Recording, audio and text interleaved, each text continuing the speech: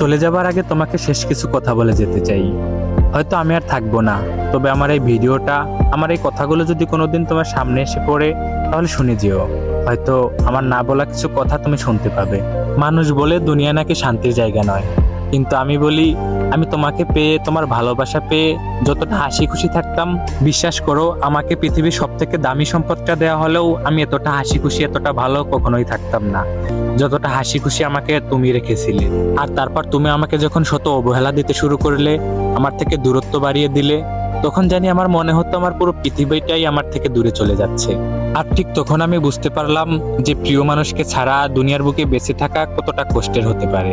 আর তখন আমার আশেপাশে থাকা মানুষের বলা সেই পুরনো কথাগুলো মনে পড়লো, যারা একসময় আমাকে বলেছিল যে দুনিয়া শান্তির জায়গা নয়, দুনিয়া হচ্ছে কষ্টের জায়গা।